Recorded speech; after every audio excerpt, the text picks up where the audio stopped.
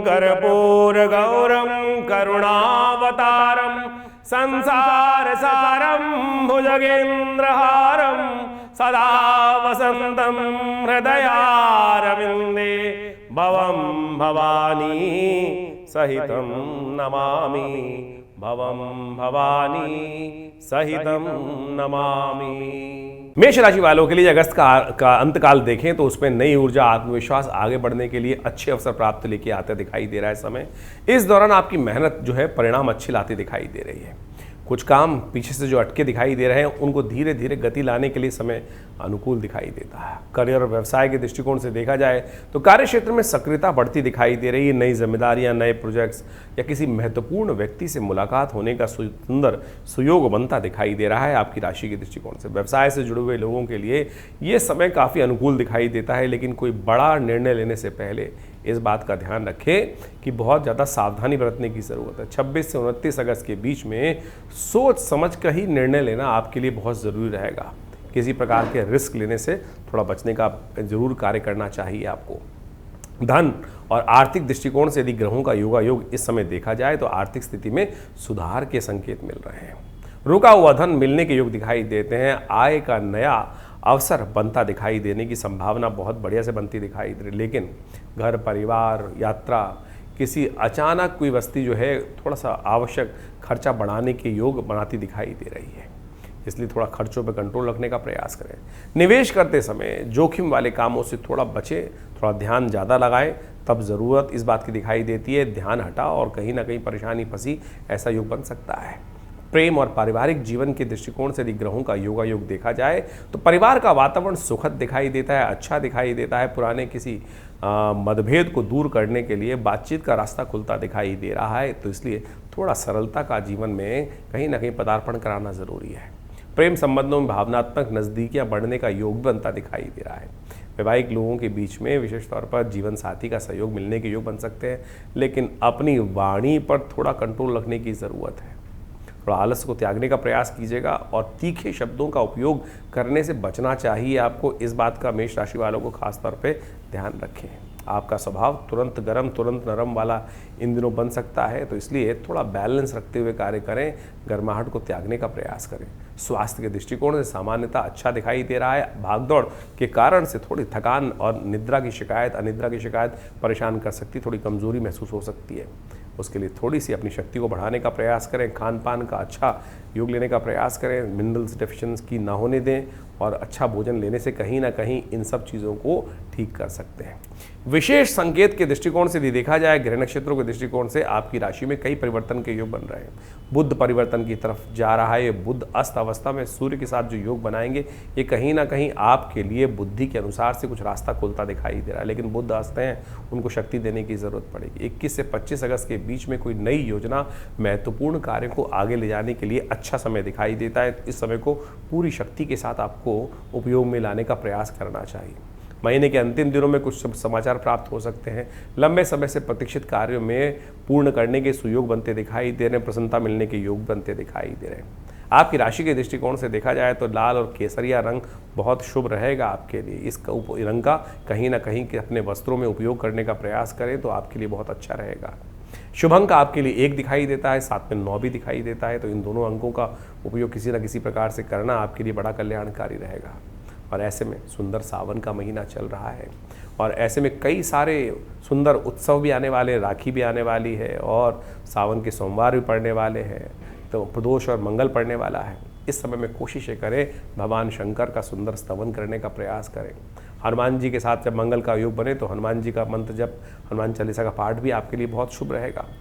और विशेष तौर पर आत्मविश्वास ऐसे बनाए रखें। अगस्त के अंतिम समय में यदि हम ग्रह के दृष्टिकोण से देखें तो मेहनत ही सफलता पाने का आपके लिए मंत्र दिखाई देता है, तो इस समय के सदुपयोग को करने का प्रयास करें, आपके लिए दिन अच्छे रहेंगे। मेष राशि वालों के लिए अगस्त के अंतिम दिनों में ग्रहों का योगायोग बहुत तेज गति से परिवर्तन का योग बना रहा है। सबसे पहले बात करें 21 तारीख को, जिस दिन शुक्रवार का योग पड़ रहा है, साथ में सावन की शुक्ल पक्ष की नौमी पड़ रही है और आपकी राशि के दृष्टिकोण से देखा जाए तो सुंदर कीर्तिवान योग सर्वार्थ सिद्ध योग के साथ बनकर तैयार हो गया है, जो चीज़ों में, कार्यों में आपके लिए थोड़ा सा कहीं ना कहीं लाभ देने की योग बनाता दिखाई दे रहा है। बस आपको सबसे पहला काम जो करना है ना, दुविधा को त्यागना है। इन दिनों कहीं ना कहीं आपकी राशि के दृष्टिकोण से इस वक्त बहुत कुछ प्राप्त भी करना चाहते हैं और कहीं ना कहीं थोड़ी सी मन में दुविधा है, क्या करूँगा, क्यों चाहिए, किस लिए चाहिए। ये जो दुविधा मन में है, ये कीर्ति और धन के दोनों योगों को कहीं ना कहीं नुकसान देने के, आधे मन से कोई कार्य करना किसी प्रकार भी शुभ नहीं होता, इस बात का ध्यान रखें। देखिए शुक्रवार है, नवमी का अवसर है, सुंदर रूप से महालक्ष्मी का ध्यान करें, महालक्ष्मी का पूजन करें। हो सके तो इस दिन विशेष तौर पर अपने मित्रों को एक काम करें, अच्छी कोई गिफ्ट देने का प्रयास करें, मित्रों को प्रसन्न करने का प्रयास करें, जो आपसे प्रेम करते हैं उनको प्रसन्न करने का प्रयास करें। आपके लिए ये दिन शुभ हो सकता है, लाभदायक स्थिति को बनाने की स्थिति उत्पन्न करता दिखाई दे रहा है। 22 तारीख शनिवार का अवसर, दशमी तिथि इस दिन विद्यमान है और उस दिन ग्रहों का योगायोग देखें तो परिवर्तन की तरफ जाता दिखाई दे रहा है। दिन आपके लिए नई उम्मीदों के साथ उत्पन्न होता दिखाई दे रहा है, जो आपके लिए विजय का शंखनाद करता दिखाई दे रहा है। और साथ साथ इस दिन बुध जो है परिवर्तन करने का योग बना रहा है। बुध महाराज इस दिन राशि परिवर्तन कर कर चतुर्थ भाव से पंचम भाव में सूर्य के साथ विराजमान होने जा रहे हैं। और ये यदि आपकी राशि के दृष्टिकोण से देखा जाए तो ये कहीं ना कहीं आपके लिए विजय का शंखनाद उपस्थित करता दिखाई दे रहा है। बुध थोड़ी शक्ति में कम है, इस बात का विशेष तौर पर ध्यान रखने की आवश्यकता है, लेकिन जितने भी अपनी शक्ति में सूर्य के साथ आकर बुध आदित्य योग बना रहते हैं, बस अपने चाल चलन का विशेष तौर पे ध्यान रखने का प्रयास करें। ऐसा व्यक्ति कहीं ना कहीं लोग इनके चरित्र पर कुछ ना कुछ पंगा लेने का प्रयास कर सकते हैं। ये बुध यहाँ कुछ दिन रहेंगे, ये बात ध्यान रखिएगा, अस्त अवस्था में है, इसलिए अपने चरित्र का पूर्ण ध्यान रखने का प्रयास करें। आप अपने संयमित रूप से रख रहे हैं, ऐसे में बड़े अच्छे लोगों से, मित्रों से मुलाकात होने के योग भी आपकी राशि बनते दिखाई दे। कुछ नए सौदे होने के रास्ते, जो जमीन जायदाद से संबंधित हो, उसमें कोई व्यवसाय आगे व्यवसाय संबंधित हो, कार्य संबंधित हो, कुछ नई चीज़ें बनती दिखाई दे रही हैं। इस समय बुध को थोड़ी शक्ति देने का प्रयास करें, सबसे जरूरी है, क्योंकि बुध इन दिनों सूर्य के बहुत सन्निकट चल रहे हैं और कहीं ना कहीं अस्त अवस्था में होने के कारण से थोड़ा सा कहीं ना कहीं उनमें शक्ति कम है। नहीं तो बुध आदित्य योग यदि उदय होकर बैठ जाएं, बुध सूर्य अपनी राशि में हो, तो ऐसे में तो क्या चमत्कार उपस्थित कर सकते हैं, बुध क्या किस्मत परिवर्तन करने का योग बना सकते हैं। बुध में थोड़ी शक्ति कम है। बुध को बढ़ाने के लिए क्या करें, बुद्ध का मंत्र जप कर लें, ओम ब्रांग ब्रींग ब्रोंग से बुधाय नमः, इस मंत्र का जप कर सकते हैं। इसके साथ साथ आपकी राशि के दृष्टिकोण से हमें दिखाई देता है वाणी का संयम। आपकी राशि बुध जो है वो वाणी वाले भाव में बैठा हुआ है, इस वक्त सूर्य के साथ विद्यमान है, उग्र स्वभाव तेज कर रहा है। और कहीं ना कहीं जब व्यक्ति उग्र होता है तो कहीं ना कहीं एग्रेसिवनेस के साथ साथ कुछ अपशब्दों का उपयोग वाणी के द्वारा हो जाता है। तो ऐसे में इस बात का ध्यान रखें कि वाणी के द्वारा अपशब्दों का प्रयोग बिल्कुल ना हो। अपशब्दों का यदि प्रयोग होगा तो कहीं ना कहीं आपकी राशि में उसका शुभ प्रभाव नहीं होगा। तो वाणी पर संयम विशेष तौर पर रखने का प्रयास करें। सावन चल रहा है, सावन में यदि हो सके तो इस बुध की शक्ति को अच्छा पॉजिटिव करने के लिए भगवान शंकर पर बिल्वपत्र अर्पित करने का प्रयास करें। ये छोटे छोटे उपाय हैं, ये आपके लिए बहुत कल्याणकारी रहेंगे। बुध का जो ये परिवर्तन सूर्य के साथ होने का योग बना रहा है, इसमें बुध अस्त अवस्था में है, जैसा आपने अभी जाना। अब अस्त अवस्था में बुध को थोड़ी शक्ति की आवश्यकता है। बुध के उपाय देखिए, बुध जो है ना बड़ा युवा ग्रह माना जाता है और ज्योतिष के दृष्टिकोण से बुध को, जो कुमार अवस्था में ग्रह है, इसको ऐसा कहा जाता है कि थाली का बैंगन है, कभी इधर कभी उधर, लेफ्ट और राइट स्थिति में फंसा रहता है। और ऐसे में बुध को शक्ति देने के लिए, बुध में बड़ी विचित्र स्थिति होती है, यदि कुंडली में कोई अच्छा ग्रह कर रहा है तो अच्छे ग्रह की तरफ पलट जाएगा, और कोई अशुभ ग्रह का प्रभाव हो रहा है तो अशुभ ग्रह का कुछ ना कुछ योग बनाकर तैयार कर देगा। ऐसे में बुध को शक्ति देने के लिए कुछ खास उपाय हमको इस समय में करने की आवश्यकता है।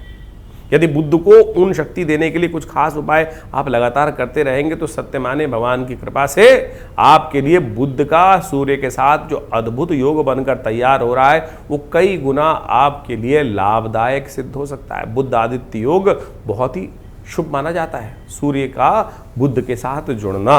और ऐसे में बुध जो है ये उच्चाभिलाषी भी होने जा रहा है। जहां जिस राशि में पहुंच गया है बुध, उसकी अगली राशि में जाके बुध उच्च के हो जाते हैं। और जब उच्च के हो जाते हैं तो एक बात में सब शुद्ध रूप से करें, उच्च अभिलाषी। उच्च अभिलाषी कौन होता है? उच्च का होने वाला हो, यानी युवराज। युवराज कौन है? बुध युवराज ही माने जाते हैं ना। तो तो ऐसे में स्थिति समझे कि युवराज जो है वो राजा से ज्यादा शक्ति संपन्न होता है, क्योंकि नया राजा बनने वाला है। कोई व्यक्ति मंत्री बनने वाला हो, उसकी खबर पहले 1 दिन पहले आ गई हो कि 2-4 दिन पहले कि आने वाले 5 दिन बाद ये व्यक्ति मंत्री बनने जा रहा है, तो फिर क्या होगा? सब लोग जो जाने वाला है उसके पीछे नहीं लगेंगे, जो बना हुआ है उसके पीछे नहीं लगेंगे, नए जो बनने जा रहे हैं उनके लिए उनकी पूछ हर जगह बढ़ जाएगी। तो यही स्थिति बुद्ध की बनी हुई है। क्षीण अवस्था में अस्त है, लेकिन युवराज यानी उच्च के होने जा रहे हैं, बहुत शक्ति संपन्न हुए जा रहे हैं। ऐसे में थोड़ी सी बुद्ध को यदि आपने शक्ति दे दी तो बहुत बढ़िया काम ये बुद्ध महाराज आपके लिए कर सकते हैं। बुद्ध को शक्ति देने का तरीका, गाय को हरा चारा डालें। गाय को हरा चारा इत्यादि जो हो सकता है वो अपनी सामर्थ्य के अनुसार से डाल दीजिए। पालक डाल दीजिए, पालक का दान कर दीजिए। पालक लिया बाजार से और 5 रुपए का 10 रुपए का रास्ते में गऊ दिखाई दे गई, उसको कहीं खिला दीजिए। ये आपके लिए बहुत अच्छा हो सकता है। बहुत सारे लोग, कई बार हमारे जब ये गाय वाले उपाय हम बताते हैं अपने इस चैनल के माध्यम से, बहुत सारे लोग अपने प्रश्नों को लेकर हमारे व्हाट्सएप ग्रुप पे भेजते हैं कि महाराज हम तो ऐसी जगह रहते हैं कि शहरों में गाय दिखाई नहीं देती, गाय चलने अलाउड नहीं है, विदेश में जो लोग हैं उनको लिए बहुत दिक्कत हो जाती है, तो उसका उपाय कर सकते हैं। बहुत सारी गौशालाएँ हैं, वहाँ बोल दीजिए आपके नाम से डाल देंगे, वो दिलवा देंगे। नहीं है तो और काम करने का प्रयास करें। और भी बहुत सारे उपाय हैं जो बुद्ध की शक्ति को बढ़ाने के लिए आप उनका उपयोग कर सकते हैं। एक उपाय हम आपको सब बहुत श्रेष्ठ रूप से उपाय है, तो आप उसको करने का प्रयास कीजिए। भगवान शंकर का या तो बिल्वपत्र से बिल्वपत्र डालें भगवान शंकर पर, या विजया, जो विशेष तौर पर जिसको कहा जाता है कि भंग के रस से, श्रावण का महीना चल रहा है, भगवान के ऊपर ये विजया रस से यदि भगवान शंकर का अभिषेक किया जाए, वो भी बड़ा कल्याणकारी योग बनाता है। बुद्ध के मंत्र का जप करें, ओम ब्रांग ब्रींग ब्रोंग से बुधाय नमः। ये मंत्र बहुत श्रेष्ठ मंत्र है और ये बहुत चमत्कारिक लाभ देने के योग बनाता है, कष्टों को दूर करने के योग बनाता है। और एक काम और कर सकते हैं, बहुत सारे उपाय शास्त्र में वर्णित हैं, उन सब का उपयोग करके आप बुद्ध को शक्ति देने का अद्भुत रूप से कार्य कर सकते हैं। एक बुद्ध का जो उपाय बताया गया है, भगवान गणेश का पूजन। भगवान गणेश का ओम गंगणाधिपतये नमः, भगवान गणेश को दूर्वा अर्पित करना, ये बुद्ध को अद्भुत रूप से शक्ति देने का सुंदर कार्य करता है। भगवान गणेश का यदि पूजन किया जाए, क्योंकि बुद्ध जो है व्यावसायिक बुद्धि का मालिक है, भगवान गणेश का संबंध बहुत सुंदर रूप से उनके साथ रहता है। तो बुधवार के दिन भगवान गणेश के मंदिर में जाकर उनको दूर्वा के अंकुर, घास, दूर्वा के अंकुर जो है वो ऊपर से तोड़ लें, जो 3 से हल्की सी निकल रही होती है देसी दूर्वा, उसको तोड़कर ओम गंगणाधिपतये नमः भगवान गणेश को इसको अर्पित करने का प्रयास कीजिए। ये सुंदर उपाय है, इसके द्वारा बुद्ध ग्रह को अद्भुत रूप से शक्ति प्राप्त होगी। ये छोटे छोटे उपाय हैं जिनको यदि आप कर लें तो सही रूप से आपके लिए बड़ा कल्याणकारी योग बन सकता है। एक और उपाय बता दें, वाणी का थुथलापन। वाणी के द्वारा जितने गलत शब्दों का प्रयोग किया जाता है, बुद्ध उतना नेगेटिव हो जाता है, और बुद्ध का संबंध विशेष तौर पे इससे रहता ही है। तो बुद्ध का विशेष तौर पर ध्यान रखें। बहनों की इज्जत, बहनों को कुछ गिफ्ट, जब बुद्ध कमजोर चल रहा हो तो एक बात ध्यान रखना कि बहनों का जितना सम्मान होगा, कुछ ना कुछ बहनों को प्रसन्न करने का प्रयास किया जाएगा, बहनों का आशीर्वाद लेने का प्रयास किया जाएगा, बहनों का, बुआओं का, इन सब का आशीर्वाद देने का प्रयास किया जाएगा। तो उससे ये बुद्ध की शक्ति सुंदर रूप से विद्यमान हो जाती है। किसी की कुंडली में देखना हो कि बुद्ध ताकत में है कि कुंडली में नहीं है, देख लीजिएगा बहनें हैं कि नहीं दूर दूर परिवार में, तो बुद्ध कहीं ना कहीं कमजोर स्थिति में होगा। तो ऐसे में बुद्ध को शक्ति देने के लिए इस समय में इस बुद्ध को ये उपाय यदि आप कर लें तो ये बुद्ध का सूर्य के साथ योग आपकी राशि के दृष्टिकोण से कैसे आपको लाभ देगा वो हमने आपको बताया अभी। 23 तारीख रविवार का दिन, एकादशी तिथि है, पवित्र एकादशी का सुंदर योग बन रहा है और आपकी राशि के दृष्टिकोण से इस वक्त आपके मन में ऐसा रखता दिखाई दे रहा है, ग्रह नक्षत्रों के दृष्टिकोण से धर्म युक्त कार्य करके ही आपको लाभ प्राप्ति के योग बनते हैं। गलत कार्य होने की तरफ जाइएगा मत, गलत कार्य करने का प्रयास भी मत कीजिएगा, उससे आपको लाभ होने वाला ही नहीं। कई दिन होते हैं हमारी ग्रोशी की, हम यदि समझें कि सही दिशा से हमको लाभ प्राप्त होने के योग बनने हैं, धर्म ही मन में आने वाला है, अधर्म की तरफ मन जाने वाला भी नहीं है। तो ऐसे में मेष राशि वालों के लिए इस वक्त जो योग बनकर तैयार हो रहा है, धर्मयुक्त ही कार्य करने का आपको प्रयास करना चाहिए, धर्म की संगत ही रहने का प्रयास करना चाहिए, मन ही कहीं ना कहीं सरल हो जाता है। कई व्यक्ति जो है धर्मयुक्त, धर्म है क्या उसको समझने की आवश्यकता है। कई बार अधर्म की तरफ जाने की सोचने भी नहीं चाहिए इन दिनों आपके लिए, मन कहीं ना कहीं उससे दूर ही रहेगा। तो सीधे रास्ते से ही आपकी कुंडली में इस वक्त ग्रह दिखा रहे हैं कि लाभ होने के योग बनते दिखाई दे रहे हैं। पवित्रा एकादशी का योग बन रहा है, सावन के मास की जो शुक्ल पक्ष की एकादशी होती है। पवित्रा एकादशी एक ऐसा अद्भुत दिन है जिस दिन सावन के शुक्ल पक्ष की एकादशी हो, उस दिन पवित्रा एकादशी का योग बन जाता है। स्मार्थों के अनुसार से तो शुद्ध रूप से इस बार जो एकादशी है वो 23 तारीख की रविवार के दिन ही बन रही है, लेकिन वैष्णवों ने अगले दिन एकादशी को माना है इस बार, क्योंकि वो द्वादशी में एकादशी मानते हैं। लेकिन इस बार ग्रह गणना के अनुसार से देखें तो सूर्य उदय से पहले सोमवार को एकादशी मिल ही नहीं रही। लेकिन यदि भारत से आगे की तरफ चलेंगे तो वहाँ जाकर, यानी अगर आप अमेरिका की तरफ जाएंगे या आगे की तरफ जाएंगे और ज़्यादा मिडिल ईस्ट की तरफ जाएंगे तो वहाँ एकादशी कई जगहों पर सूर्य उदय के बाद हल्की सी आती दिखाई देगी। लेकिन भारत के पंचांग के अनुसार से भारत से पहले वाले जितने भी क्षेत्र हैं उसमें संपूर्ण भारत में एकादशी जो है वो जो 24 तारीख को है ही नहीं। सुबह करीब 4:10 पर एकादशी जो है वो सूर्योदय से पहले ही समाप्त हो जाएगी अगले दिन। तो जो एकादशी है वो 23 तारीख की ही विद्यमान है। पवित्रा एकादशी एक बहुत सुंदर तिथि मानी जाती है। कहा जाता है कि इस दिन पवित्रा के द्वारा, जो चाहे रेशम की बनी हो, चाहे किसी सुंदर रूप से औषधि की बनी हो, कुशा की बनी हो, और इन सब को धारण करने से और उसको समर्पित कर देना चाहिए भगवान को, तो भगवान की सुंदर जो है आशीर्वाद प्राप्त करने के योग बन जाते हैं भगवान की कृपा से उस पवित्रा को धारण कर कर। आज की तारीख में रेशम की जैसे राखी बनाई जाती है, उसी प्रकार से कुशा की पवित्री धारण कर कर पूजन करते वक्त बहुत सारी पवित्रियों का प्रयोग किया जाता है। भविष्य पुराण के अनुसार से जो पवित्रा एकादशी एक बहुत सुंदर पर्व माना जाता है। शुक्ल पक्ष की जो एकादशी होती है उस समय, सावन की शुक्ल पक्ष की एकादशी, भगवान विष्णु का स्तवन करने के लिए इस दिन निराहार रहकर व्रत करें और अगले दिन उस पवित्री को, जो आप अंगूठी के रूप में कुशा के द्वारा जो बनाई जाती है, उसको धारण कर कर उसमें गांठें लगाएं। 27 गांठें, 51 गांठें, 108 गांठें लगाकर ओम नमो नारायणाय इस मंत्र का जप करते भगवान विष्णु का सुंदर पूजन करने का प्रयास करें। और उसके अगले दिन जब व्रत का पारायण हो, व्रत समाप्त हो, तो उस भगवान विष्णु का पूजन करके, षोडशोपचार पूजन कर कर जो पुरुष सूक्त के मंत्रों का जप करते, ओम नमो भगवते वासुदेवाय, ओम नमो नारायणाय इस मंत्र का जप करते हुए उस पवित्री को भगवान को अर्पित कर देना चाहिए।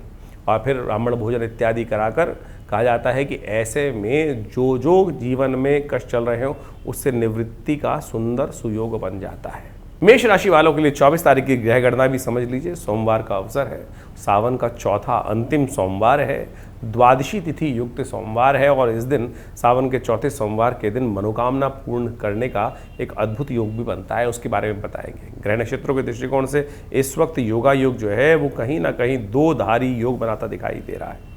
सीधे सीधे कार्य करने का प्रयास करोगे तो कहीं ना कहीं फंसते दिखाई दे रहे हो। थोड़ा सा अपनी बुद्धि का बल्ब आपको जलाते हुए कार्य करने की ज़रूरत है। इस वक्त ग्रहों की गणना कहीं ना कहीं बुध के अस्त होने के कारण से थोड़ी सी परेशान करती दिखाई दे रही है। सही समय पर बुद्धि का जो बल्ब है वो सही समय पर जलेगा नहीं। बुद्धि में जो सही विचार आने हैं वो लेट आते दिखाई देंगे, जिसके कारण से अपने सीधेपन के कारण से कई लोग आपके साथ थोड़ा सा कहीं ना कहीं नुकसान करने का योग बना सकते हैं। इसलिए आपको अपने आप को थोड़ा अलर्ट रखते हुए कार्य करने की ज़रूरत है।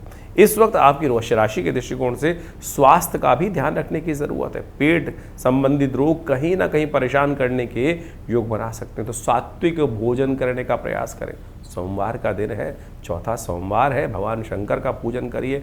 हो सके तो महामृत्युंजय मंत्र का जप करें। महामृत्युंजय मंत्र का जप करते हुए आपकी राशि के दृष्टिकोण से गन्ने के रस से भगवान का यदि अभिषेक किया जाए तो परम शुभ रहेगा। कष्टों को निवारण करने का योग, देखिए आपकी 7.5 भी चल रही है।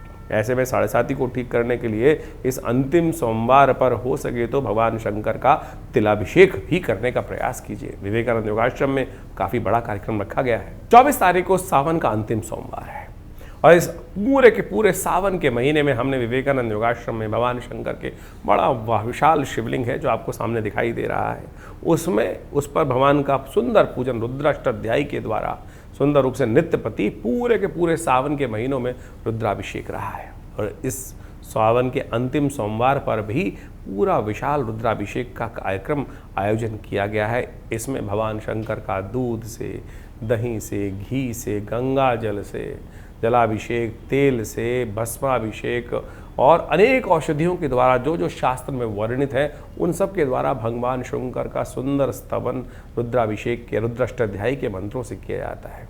और शास्त्र में वर्णित है कि जो बड़ी श्रद्धा के साथ भगवान शंकर का रुद्राभिषेक इस सावन के दौरान करते हैं और विशेष तौर पर सावन के सोमवार पर करते हैं, भगवान उनके समस्त कष्ट हरने के सुंदर सुयोग बनाते हैं, जीवन में आगे बढ़ने के सुंदर सुयोग बनते हैं। तो आप भी इस सावन के अंतिम सोमवार पर आइए, हमारे साथ बैठकर रुद्राभिषेक करें, भगवान का स्तवन करें। और यदि आप अपना स्थान आरक्षित करना चाहते हैं तो हमारे इन दिए हुए नंबर्स पर संपर्क साध सकते हैं। 25 तारीख मंगलवार का अवसर, द्वादशी और त्रयोदशी का योग बनता दिखाई दे रहा है। द्वादशी के बाद त्रयोदशी आ जाएगी, प्रदोष इसी दिन रहेगा। ग्रह नक्षत्रों के दृष्टिकोण से ग्रह अपने रास्ता बदलते दिखाई दे रहे हैं और सुंदर मंगल का के वार के दिन बहुत सुंदर ग्रहों का योग बनता दिखाई दे रहा है। मेहनत रंग लाती दिखाई दे रही है आपकी राशि के दृष्टिकोण से। ग्रह जिस प्रकार की स्थिति में चले गए हैं और मेष राशि वालों के लिए स्थिति बहुत सुंदर बनती दिखाई दे रही है। आपकी राशि के दृष्टिकोण से ग्रहों का योग आपके लिए कीर्ति योग, ग्रह गजकेसरी योग का निर्माण करता दिखाई दे रहा है। मेहनत रंग लाने के पूरे योग आने वाले 2-3 दिन खास तौर पर आपके लिए बहुत अच्छे प्रशस्त दिखाई देते हैं।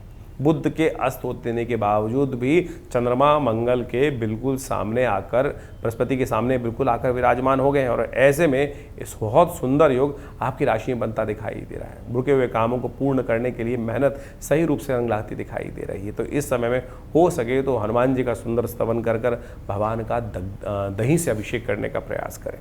इस दिन द्वादशी है और साथ साथ त्रयोदशी का योग भी बन रहा है, प्रदोष का योग भी बन रहा है। तो आपकी राशि के दृष्टिकोण से हमें दिखाई देता है दही के द्वारा भगवान का अभिषेक करना आपके लिए परम शुभ योग बनाएगा, ऋण मोचन योग भी बनाएगा। सावन के दृष्टिकोण से यदि देखा जाए तो मंगलवार बहुत महत्वपूर्ण होता है और 25 तारीख को अंतिम मंगलवार पड़ रहा है भगवान शंकर का स्तवन करने के लिए, सावन का मंगलवार। कहा जाता है कि जीवन में हम सब सुख प्राप्त करने के लिए, मनोकामनाओं को पूर्ण करने के लिए ललायित रहते हैं। भारतीय संस्कृति में ज्योतिष विज्ञान के अनुसार से, ग्रह नक्षत्रों के दृष्टिकोण से भविष्य पुराण के अंदर एक बहुत दिव्य विधि लिखी है। कहा जाता है कि संसार में अपने जीवन में सुख प्राप्त, संतान सुख प्राप्त करने के लिए बहुत सब लोग ललायित रहते हैं कि संतान सुख प्राप्त हो, संतान सुखमय हो, जीवन कष्ट से निवृत्ति की तरफ जाए। तो कहा जाता है मंगला गौरी जी का पूजन करना चाहिए। विवाह के उपरांत यदि शास्त्र के दृष्टिकोण से पहले 5 वर्ष तक सावन के पूरे जो मंगल पड़ते हैं, सावन के जितने मंगल पड़े, उस दिन जो पति पत्नी है यदि श्रद्धा के अनुसार से, विश्वास के अनुसार से भगवान मंगला गौरी जी का व्रत करते हुए भगवान का अभिषेक यदि करें, दही के द्वारा भगवान का सुंदर अभिषेक करें, तो कहा जाता है कि घर की समस्त समृद्धि प्राप्ति करने के सुंदर योग बन जाते हैं। जिन लोगों के जीवन में ऋण छूट ही नहीं रहा है, ऋण से निवृत्ति प्राप्त हो ही नहीं रही, एक ऋण तड़ता है, दूसरा ऋण कहीं ना कहीं परेशान करने के योग जीवन में बनाता रहता है। तो इस मंगलवार के दिन, सावन के मंगलवार के दिन हमको प्रयास करना चाहिए कि भगवान के सुंदर पाठ को करें, ऋण मोचन स्तोत्र का पाठ करते हुए भगवान का सुंदर अभिषेक करें और इसी संकल्प को लेकर इच्छु रस से दही के साथ भगवान का यदि अभिषेक करने का प्रयास करें तो भगवान की कृपा से ऐसा सुंदर सुयोग बनता है। देखिए, संसार में जो कार्य होने वो संसार के अनुसार से होने, भगवान कोई निकल कर आपको चेक साइन करके नहीं दे देंगे या कोई ऐसा धन की पोटली पकड़ा नहीं देंगे, लेकिन दिव्य योग ऐसा बन सकता है कि सही दिशा, जिस दिशा में हमको लाभ होना है। आमतौर पे क्या होता है कि हम जाना नॉर्थ की तरफ है, हम कहीं ना कहीं किसी और दिशा की तरफ निकल जाते हैं। यानी हमारे जीवन में यदि शुभ हमको एक क्षेत्र से प्राप्त होना है लेकिन हम उस दिशा में, उस द्वार पर पहुंच ही नहीं पाते हैं, वो व्यक्ति संपर्क ही नहीं कर पा सकते हैं। जब भगवान से प्रार्थना कर जाती है तो भाग्य कहीं ना कहीं हमारे द्वार को आके स्वयं खटखटाता है। ये हमने स्वयं देखा, बहुत बार देखा कि भाग्य कैसे जागता है। भाग्य ऐसे नहीं है कि भगवान त्रिशूल लेकर आपके समक्ष उपस्थित हो जाएंगे और कोई बैग आगे पकड़ा देंगे आपको, लेकिन कहीं ना कहीं स्थिति ऐसी बनेगी कि कहीं ना कहीं से घूमते हुए आप ऐसी जगह पहुंच जाएंगे, ऐसे योग बन जाएंगे, कहीं जो आपके लिए कहीं शुभ योग हो वहां पर आपको पहुंचा दिया जाएगा, उनसे संपर्क करा दिया जाएगा, चीज़ें सही दिशा में आपके लिए चलने लगेंगी, विचार सही होने लगेंगे। यही देव कृपा का प्रभाव है, इसी को देव कृपा के अनुसार से समझा जा सकता है। तो यानी आप इस बात को समझें कि ये जो मंगला गौरी का व्रत है घर की समस्त प्रकार की समृद्धि को ठीक करने वाला है। तो ऐसे में इस अंतिम मंगलवार पर भगवान शंकर का महावती गौरी के साथ व्रत रखते हुए, मंगला गौरी जी का ध्यान करते हुए, सर्व मंगल मांगल्ये शिवे सर्वार्थ साधिके शरण्ये त्र्यंबके गौरी नारायणी नमोस्तुते, इन मंत्रों का स्तवन करते हुए भगवान का सुंदर अभिषेक करें। हो सके तो सुंदरकांड का पाठ भी करें। विवेकानंद योगाश्रम में इस दिन काफ़ी बड़े कार्यक्रम रहते हैं, आप भी उसमें सम्मिलित हो सकते हैं। अपने स्थान को आरक्षित करने के लिए जो नीचे फ़ोन नंबर्स हैं उन पर संपर्क साध सकते हैं। 26 तारीख बुधवार का अवसर त्रयोदशी तिथि विद्यमान है और ग्रह नक्षत्रों के दृष्टिकोण से देखें तो बहुत बढ़िया परिवर्तन का योग बन रहा है। और आपकी राशि के दृष्टिकोण से देखा जाए तो कहीं ना कहीं बहुत दिनों से जो शुक्र अच्छी स्थिति में नहीं थे, शुक्र कहीं जो चल रहे थे वो परम नीच गति में चल रहे थे और जो विजय का योग कहीं ना आपको परेशान कर रखा था, अब शुक्र परिवर्तन की तरफ जा रहे हैं। चलते हुए उसी राशि में उन्होंने नक्षत्र परिवर्तन किया, चित्रा नक्षत्र में आए और चित्रा नक्षत्र में प्रवेश करने के साथ मंगल के नक्षत्र में प्रवेश होने से उनकी शक्ति बढ़ गई है। विजय का योग बनाकर तैयार कर रहे हैं, तो चिंता ना करें। जितना प्रबल सामने वाले को समझ रहे हैं उससे ज़्यादा प्रबल आपके ग्रह, आपके अंदर का विश्वास हो जाना चाहिए। अब तो ये कहीं ना कहीं आपके लिए विजय का योग बनाएगा। लेकिन ध्यान रखना, मंगल के नक्षत्र में आने के कारण से थोड़ा सा कहीं ना कहीं मन जो है वो नेगेटिव भाव में भी चला जाता है, यानी गलत लोगों के साथ में फंस जाता है, गलत लोगों के साथ में, गलत की संगत में भी जाता दिखाई देता है। ये योग थोड़ा सा अपने आप को संयमित रखते हुए कार्य करने की ज़रूरत है। संयम में रहते हुए कार्य करने का प्रयास करेंगे तो वो आपके लिए बहुत उचित रहेगा। इस दिन हयग्रीव भी जयंती है। हयग्रीव जयंती भगवान विष्णु के जो अवतार है हयग्रीव के रूप में है, उनका स्तवन अवश्य करना चाहिए, भगवान विष्णु का पूजन करना चाहिए। बुधवार का अवसर है, त्रयोदशी तिथि है, हयग्रीव जयंती है, तो ऐसे में भगवान विष्णु का सुंदर पूजन करेंगे तो कल्याण होगा। 27 तारीख बृहस्पतिवार का अवसर, चतुर्दशी तिथि विद्यमान है। इसी दिन भगवान का सत्य व्रत भी किया जाएगा और ग्रहों का परिवर्तन का योग जो बन रहा है आपकी राशि के दृष्टिकोण से देखा जाए तो कहीं ना आपके लिए बड़ा शुभ लाभ देने के योग बनाता दिखाई दे रहा है। बड़ों की सेवा जितनी हो सकती है वो अवश्य करने का प्रयास करें और ऐसे में कुछ फटीचर लोगों से बचते हुए कार्य कीजिएगा।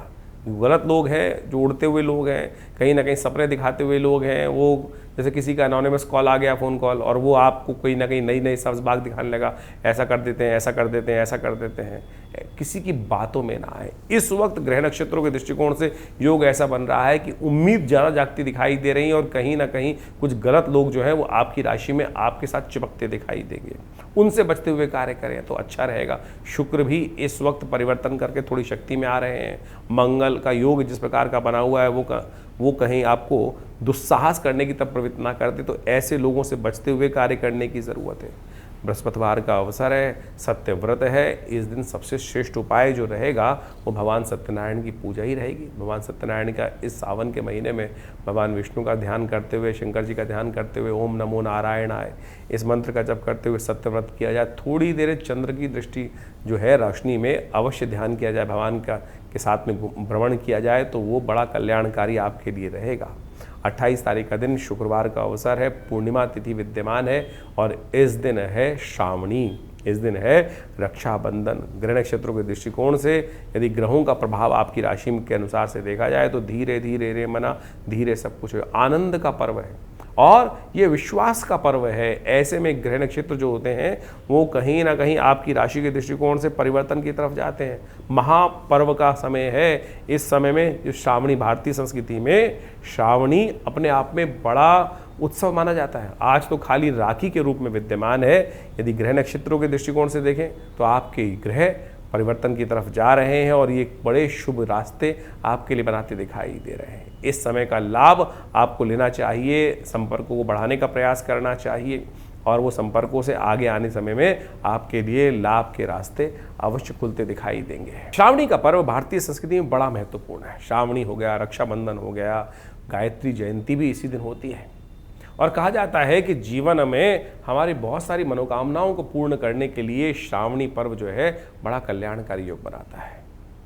आजकल केवल रक्षाबंधन के रूप में इस दिवस को केवल मना के छोड़ दिया जाता है, लेकिन भारतीय संस्कृति में इस दिन जनेऊ से परिवर्तन करने से लेकर बहुत सारे और भी कार्य भारतीय संस्कृति में किया जाता है। रक्षा सूत्र जो ये आपको हाथ में राखी बांधने की परंपरा है, ये तो बहुत काल बाद, ये तो इसके बहुत सारे प्रमाण मिलते हैं। बहुत सारे लोगों ने केवल हुमायूं के साथ कुर्मावती की कथा के साथ जोड़कर इस कथा को केवल भाईचारे के साथ संदेश जोड़ने का प्रयास किया, लेकिन इसका कोई बहुत बड़ा औचित्य दिखाई नहीं देता। शास्त्र में अनेक प्रमाण हैं कहा जाता है कि द्रौपदी जब वहाँ पर द्रौपदी का स्वयंवर हो रहा था, उस समय भगवान कृष्ण ने जब अपना चक्र चलाया और उस चक्र ने वापस आके भगवान के स्थान दिया, तब भगवान की उंगली में चोट लग गई थी। तो द्रौपदी ने अपने वस्त्र को फाड़कर भगवान की उस उंगली पर रक्त से जो निकल रहा था उसको बांधने का काम किया था। शिशुपाल का जब भगवान ने वध किया तो उस समय भगवान के हाथ पर आघात हो गया था, रक्त की जो था रक्त निकलने लगा था। तो द्रौपदी उठी और भगवान के हाथ में वो अपने वस्त्र का एक टुकड़ा लेकर बांध दिया। तो भगवान ने आशीर्वाद दिया कि तुम्हारे लिए मैं ऐसे समय में इस एक एक धागे का ऋण से निवृत्त होने का योग बनाऊंगा। जब धृतराष्ट्र के उस हस्तिनापुर के उस राज्यसभा में द्रौपदी का अपमान किया गया, तो भगवान ने उस वस्त्र का अवतार लेकर उस प्रकार से, जैसे भगवान ने द्रौपदी की रक्षा के लिए जब चीरहरण का प्रयास किया गया, तब उस ऋण से निवृत्ति का योग बना। ये राखी की वास्तविक कथा भारतीय संस्कृति के अनुसार से शास्त्र में बताई गई है, लेकिन इसको तो किसी और रूप में आज की तारीख में हमारी मॉडर्न किताबों में जोड़ दिया गया है। लेकिन इससे पहले भी और भी बहुत सारे सुंदर उदाहरण उपस्थित शास्त्र में किए गए हैं। कहा जाता है कि जैन बद्धो बलि राजा, जो मंत्र है इस दिन बांधा जाता है, जैन बद्धो बलि राजा दानवेंद्र महाबला तेन त्वाम प्रतिबदनामि रक्षे माचल माचल। भगवान भगवती लक्ष्मी इसी रक्षाबंधन के पर्व के दिन भगवान विष्णु को महाराजा बलि के यहाँ से, महाराज बलि जब जिस प्रकार भगवान के जब आशीर्वाद लिया, कहा जाता है कि जब वामन देव के रूप में भगवान अवतरित हुए और महाराज बलि बहुत बड़ा यज्ञ कर रहे थे इंद्रासन प्राप्त करने के लिए, अंतिम यज्ञ उनका चल रहा था। तो 3 पग भूमि उन्होंने मांगी भगवान वामन देव ने भगवान महाराज बलि से। तो 3 पग में उन्होंने पूरी धरा, पूरा संपूर्ण सब चीज़ों को नाप लिया। 2 पग में ही नाप लिया था, एक में तो उसका पूरा राज्य नाप लिया, पृथ्वी नाप ली, दूसरे में समस्त तीनों लोकों को नाप लिया। तीसरा पग उन्होंने कहा कहाँ रखूँ, तुम्हारा वचन तो आधा हो जाएगा। जो बड़ा स्वरूप भगवान ने बनाया था, संपूर्ण पृथ्वी में, संपूर्ण ब्रह्मांड में केवल भगवान ही भगवान दिखाई दे रहे थे, उनके पग ही सब जगह पहुंच गए थे। तब महाराज बलि ने भगवान को प्रसन्न करने के लिए अपना शीश उनके चरणों में रखा कि अभी तो आपने मेरे राज्य पर और मेरे विजय हुए जीते हुए राज्य पर ही विजय प्राप्त करी, मेरी समृद्धि पर ही 2 पग रखे हैं, तीसरा अभी आपने मेरे शरीर पर विजय प्राप्त नहीं करी। तब उन्होंने भगवान से कहा कि आप मेरे सिर पर तीसरा पग रख दीजिए, मैं भी आपका हो जाऊं। भगवान बड़े प्रसन्न हुए, तीसरा पग उन्होंने महाराज बलि के सिर पे रखा। तब कहा जाता है कि भगवान ने प्रसन्न होकर उनसे वरदान मांगा, तो महाराज बलि को उन्होंने, उससे पहले कहा जाता है कि शास्त्र के दृष्टिकोण से उन्होंने जो पाताल लोक था वहाँ का राज्य दे दिया था कि अब क्योंकि तीनों राज्य जो है, तीनों सब बाकी सब जो लोग हैं वो तो भगवान के, पृथ्वी लोक और स्वर्ग आदि लोक जो थे वो तो भगवान को वो जो अपने 2 पग में नाप चुके थे।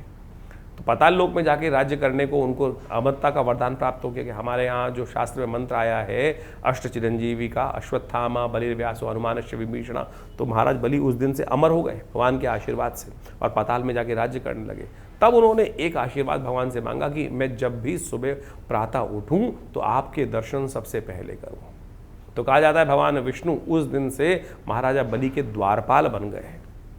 द्वारपाल बन गए तो वहाँ क्षीर सागर के अंदर भगवती महालक्ष्मी के साथ वो विराज सकते नहीं थे। तब कहा जाता है महालक्ष्मी ने जाकर महाराज बलि को रक्षा सूत्र बांधा, राखी बांधी, और उसके स्वरूप में उसके जब बहन जो है भाई को कुछ रक्षा सूत्र बांधती है तो भाई कुछ देने की परंपरा है। तो महाराज बलि ने पूछा भगवती आपको क्या दूं? तब भगवती वरदान स्वरूप उस जो रिटर्न गिफ्ट जिसको कहा जाता है उस रूप में भगवान को वापस मांग लाई। तो जैन बद्धो बलि राजा दानवेंद्र महाबला, जिसको बांधने से महाराज बलि ने भगवान के ऋण से भी मुक्त हो गए महाराज भगवान। तो ऐसे में इस सुंदर पर्व को हमने उस कथा के साथ तो जोड़ा ही नहीं, समझा ही नहीं, लेकिन आज किताबों में जिस पिछले 60-70 सालों में हमको केवल कूर्मावती और हुमायूं की कहानी सुनाकर ये कुछ और ही कथा बना दी गई। और लोकाचार के तौर पे इस त्यौहार को बना दिया गया। अनादिकाल से इस शास्त्र में हमारे शास्त्रों में इस त्यौहार का वर्णन है। तो आप इस रूप को समझते हुए कार्य करने का प्रयास करें। और एक और कथा शास्त्र में मिलती है, उसको हम सुंदर रूप से आपके समक्ष रखें कि जिसमें जैन बद्दो बलि राजा दानवेंद्र महावला कि महा इंद्र जो थे एक बार युद्ध में विजय प्राप्त नहीं कर रहे थे। 12 वर्ष से देवासुर संग्राम के अंदर उनका युद्ध चल रहा था। तो कहा जाता है कि महाराज बृहस्पति ने देव ऋषि बृहस्पति ने उस समय देवताओं के समक्ष उपस्थित होकर इंद्राणी से कहा कि तुम व्रत करो, यज्ञ करो और वहाँ से रक्षा तैयार करो और उस रक्षा सूत्र को सिद्ध कर कर महाराज इंद्र को बांधो। ये रक्षा सूत्र इंद्राणी ने इंद्र को बांधी और उसके प्रताप से इंद्र जो थे वो युद्ध में विजय हुए। देवासुर संग्राम के अंदर इंद्र विजय को प्राप्त किए। यदि आपके जीवन में मुकदमे चल रहे हैं, कष्ट चल रहा है, लगातार कोई विजय प्राप्त नहीं हो रही है, तो षोडशोपचार पूजन से सिद्ध करी हुई ये रक्षा आपको बांधनी चाहिए। मुकदमों में विजय प्राप्त करने के लिए, जीवन में विजय प्राप्त करने के लिए इस रक्षाबंधन के अवसर पर सुंदर सिद्ध करी हुई ये रक्षा को बांधने का आप प्रयास करें। देखिएगा विजय युग बनने के योग बनेंगे, कष्ट निवृत्ति का कहीं ना कहीं योग बनेगा। 29 तारीख शनिवार का अवसर, प्रतिपदा तिथि विद्यमान है। सावन का महीना समाप्त हो गया और भाद्रपद का महीना आरंभ, भाद्रपद की कृष्ण पक्ष की प्रतिपदा का सुंदर योग बन गया है। ऐसे में ग्रह नक्षत्रों का जो परिवर्तन हो रहा है आपकी राशि के दृष्टिकोण से आपको अच्छे समझ लेना चाहिए। दिन थोड़ा स्वास्थ्य के मामले में भारी दिखाई देता है, अननेसेसरी के खर्चे थोड़े परेशान करते दिखाई दे रहे हैं। धीरे धीरे समझ चीज़ों को बैलेंस करते हुए कार्य करने की, जल्दबाजी में कोई किया हुआ कार्य थोड़ा परेशानी में डाल सकता है। तो ऐसे में थोड़ा ध्यान रखते हुए कार्य करें। और तो और इस दिन अगस्त तारा जो है वो भी डूब रहा है। उदित 29 तारीख को अगस्त जो है वो उदय हो रहा है। तुलसी बाबा ने लिखा है उदित अगस्त पंथ जल शोषा। और हमारी राशि के ज्योतिष के दृष्टिकोण से इस दिन जो है वो भाद्रपद का जो महीना जब आरंभ के साथ में ये अगस्त जो तारा उदय हो जाता है तो वर्षा ऋतु का प्रकोप जो है वो कहीं उत्तर भारत में धीरे धीरे कम होना शुरू हो जाता है। जल जो है बरसता है लेकिन बह जाता है, लेकिन रास्ते खुलने शुरू हो जाते हैं। भारतीय संस्कृति में इसको कहा जाता है अगस्त तारा उदय हो गया है। अगस्त तारा उदय होने के बाद से रास्ते धीरे धीरे खुलने शुरू हो जाते हैं और जो यात्राएं हैं धीरे धीरे आरंभ हो जाती। चतुर्मास तो जाके समाप्त होगा देवउठनी एकादशी के आसपास, लेकिन उससे पहले अगस्त तारा उदय होने के कारण से आवश्यक यात्राएं धीरे धीरे शुरू होने की तरफ चली जाती है। शनिवार का सुंदर अवसर पड़ रहा है और ऐसे में आपकी राशि के दृष्टिकोण से जो परिवर्तन का योग चल रहा है, शनि महाराज इन दिनों बड़ी विचित्र स्थिति में चलते दिखाई दे रहे हैं, उनको ठीक करना बहुत ज़रूरी है। तो ऐसे में भाद्रपद मास में सुंदर रूप से भगवान शंकर का तेलाभिषेक किसी भी रूप में किया जाए तो वो समस्त कष्टों को दूर करने के, शनि को ठीक करने के कहीं ना कहीं उपाय अवश्य बनाते। तिल के तेल को ही तेल कहते हैं, सरसों के तेल को सार्पिश कहा जाता है। तो तिल के तेल के द्वारा भगवान शंकर का अभिषेक करने से इस भाद्रपद की प्रतिपदा के दिन शनिवार जब पड़ रहा है तो ऐसे शुभ योग में तिल के तेल का उपयोग करते हुए भगवान का अभिषेक करने का प्रयास कीजिए। कष्ट निवृत्ति का सुंदर योग बनेगा। 30 तारीख रविवार का अवसर, द्वितीय तिथि विद्यमान है। गृह नक्षत्रों के दृष्टिकोण से आपके लिए जो ग्रहों का योग बनता दिखाई दे रहा है उसमें आपको सब चीज़ों को बहुत तेज गति से करने की ज़रूरत नहीं है। मेष राशि वालों के लिए इस वक्त जो समय चल रहा है काफ़ी ज़्यादा हड़बड़ाहट मन में रहती दिखाई दे रही है। आज ही इस कार्य को पूरा कर लें और कहीं ना कहीं थोड़ा सा इस प्रकार की एंजाइटी मन में हर चीज़ को करने के लिए थोड़ी सी उद्धृत जन्म लेती दिखाई दे रही है। लेकिन ध्यान रखें हर चीज़ का करने का समय होता है। और इस वक्त आपकी राशि के दृष्टिकोण से जो ग्रह योग बने हुए हैं वो कई मामलों में ऐसा कहते हैं कि बहुत जल्दबाजी ना करो, जल्दी का काम शैतान का होता है और आप जो हैं शांत भाव से चलने का प्रयास करें। जल्दी जल्दी कोई चीज़ को करने का प्रयास करेंगे तो क्या होगा, उसको अच्छे से समझ नहीं पाएंगे। बुध इन दिनों अस्त चल रहा है और कहीं ना कहीं बहुत तेज गति से कार्य करने के कारण से असही चीज़ विचार मन से निकल सकता है। गाड़ी भी तेज ना चलाएं, कोई भी कार्य तेज ना करें और धीरे धीरे शांति से चीज़ों को समझ के करने का प्रयास करोगे तो अच्छा रहेगा। रविवार का अवसर है, गायत्री का पाठ करें, हो सके तो भगवान सूर्य को अवश्य जल देने का प्रयास कीजिए, अच्छा रहेगा। 31 तारीख का दिन सोमवार का अवसर है, तृतीया तिथि विद्यमान है और तृतीया तिथि जो है ये भाद्रपद मास के जो तृतीया होती है, कजली तृतीया इसको कहा जाता है। आपकी राशि के दृष्टिकोण से देखा जाए तो नई उम्मीद लेकर ये समय आता दिखाई दे रहा है। सब दिन एक समान नहीं होते, कई बार आने के लिए कुछ नई उम्मीद बनते दिखाई दे रही है। ये ग्रहों का परिवर्तन इस 31 तारीख को देखा जाए तो नया कुछ परिवर्तन की संभावनाओं को लेकर आपके समक्ष समय आता दिखाई दे रहा है। सही से चीज़ों को समझकर आगे आने वाले समय के अनुसार से कार्य की योजना बनाकर कार्य करने का प्रयास करोगे तो ये समय आपके लिए आने वाले समय में काफ़ी ज़्यादा उन्नति का योग बनाएगा। भगवती दुर्गा के मंदिर में जाकर इस दिन श्रृंगार की समान समझ जो है, जो पुष्प इत्यादि, लाल वस्त्र इत्यादि, चूड़ी इत्यादि भगवती को अर्पित करने से, मंगला गौरी को अर्पित करने से आपके जीवन में सौभाग्य की प्राप्ति के योग बनते हैं। सावन के सुंदर अवसर पर ज्योतिष की ग्रह गणना आपने समझी। हर रोज ग्रहों का परिवर्तन जिस प्रकार से होता है वो कुछ ना कुछ हमारे जीवन में परिवर्तन लाने का प्रयास करता है, कुछ ना कुछ परिवर्तनों का योग बनाता है और उन परिवर्तनों का प्रभाव जीवन में पड़ता है, चाहे जड़ हो चाहे चेतन। और उन्हीं प्रभावों को यदि हम अपने कर्मानुसार उसको समझने का प्रयास करें, उसमें परिवर्तन लाने का प्रयास करें, तो हम अपने जीवन में समस्त प्रकार के कष्टों का निवारण कर सकते हैं। देखिए, एक बात समझें, शास्त्रों में वर्णित है, बड़े भाग्य मानुष तन पावा। बड़े भाग्य से मानुष तन मिलता है और फिर पता नहीं कितने कितने जन्मों के पश्चाताप के बाद, कितने कितने कर्मों के अनुसार से, शुभ कर्म करने के बाद हम इस जन्म को प्राप्त करते हैं। लेकिन उसमें आकर भी यदि हर क्षण को हम व्यर्थ गवाते चले जा रहे हैं तो फिर हम वास्तविक मनुष्य जन्म का महत्व ही गवाते चले जा रहे हैं। एक एक क्षण, एक एक पल, एक एक जो भी जीवन में घड़ी है वो बहुत महत्वपूर्ण है। बड़ी मुश्किल से आदमी को पूरा मिलाकर कितने दिन जीने को मिलता है। भारतीय संस्कृति में जीवित शरदाम शरदा की बात की जाती है, 100 वर्ष परिपूर्ण मान ली जाए। यदि 100 वर्ष की गणना देखो तो ज़्यादा से ज़्यादा 36,000 दिन व्यक्ति जीवन जीता है और उसमें से हम कितने दिन व्यर्थ निकाल देते हैं, कितना कहीं फालतू की बातों में निकाल देते हैं। तो आए थे हरि भजन को ओटन लगे कपास, यानी हम कहीं ना कहीं अपने जीवन के वास्तविक लक्ष्य को भूल जाते हैं।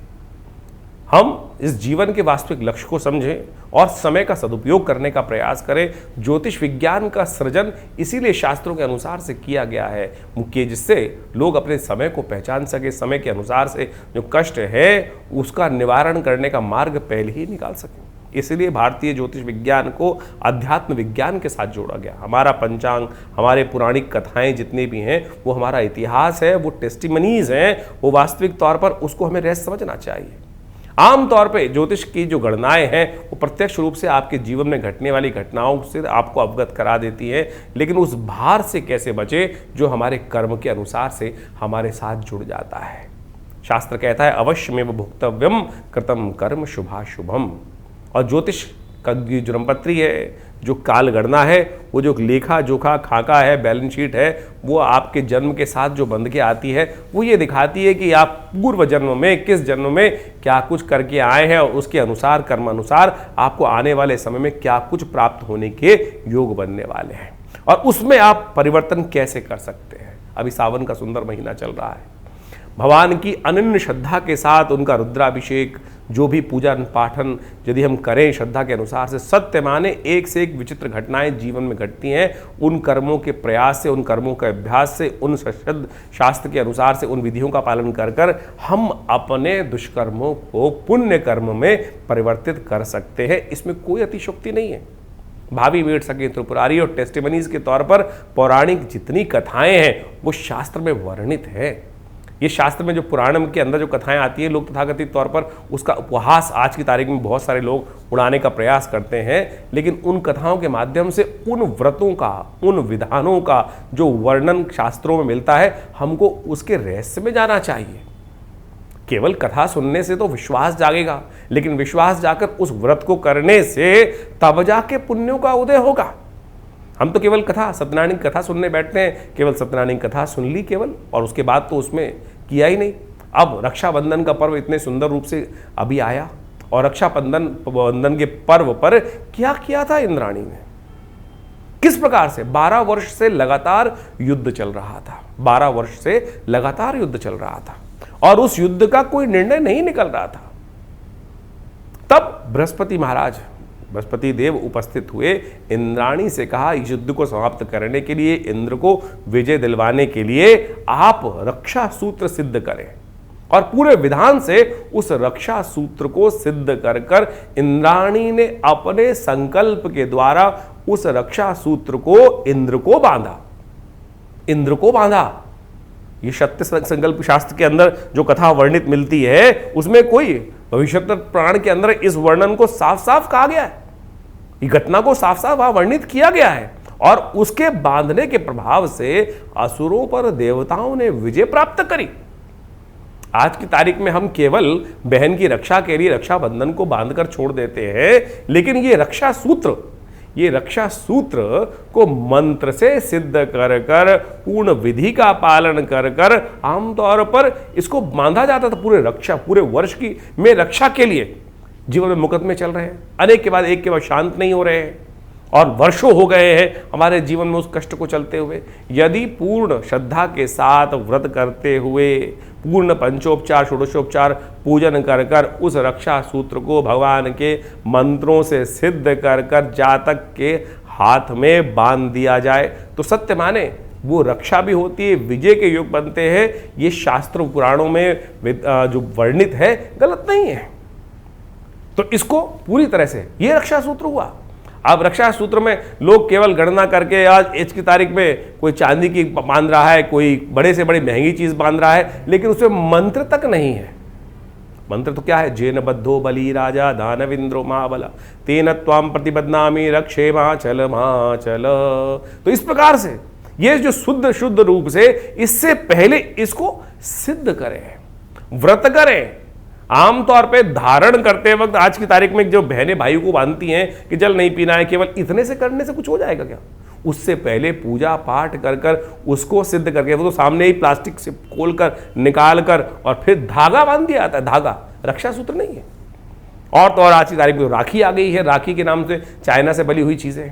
लेकिन शास्त्र में जो वर्णित तरीके हैं रक्षा सूत्र को बांधने से, पुराने व्यवस्था में आज भी बहुत सारे चलते हैं। ब्राह्मण अपने यजमानों को पूरे वर्ष के लिए, राजाओं को, बड़े लोगों को कष्ट से निवारण करने के लिए, जीवन में समस्याओं को दूर करने के लिए उस मंत्र से सिद्ध कर कर उस रेशमी धागे को, जिसके अंदर केसर हो, सुपारी हो, दूर्वा हो, सिंदूर हो, अक्षत हो, इन 5 चीजों का समाविष्ट कर कर उसके साथ में बांध कर वो रक्षा बांधी जाती है, तब जाकर वो कल्याण का योग बनता है। लेकिन अब केवल परंपरा रह गई, लेकिन वो मंत्र का जो चमत्कार था, पूजा विधि का जो चमत्कार था, वो धीरे धीरे लोग, क्योंकि विश्वास नहीं है, पद्धति नहीं है, तो इसलिए उस पद्धति को सही से समझ के करने का प्रयास करेंगे तो बिल्कुल। आज मंदिर में जाते हैं, पंडित जी से कहते हैं रक्षा बांध दीजिए, लेकिन रक्षा बांधने के बाद क्या होता है?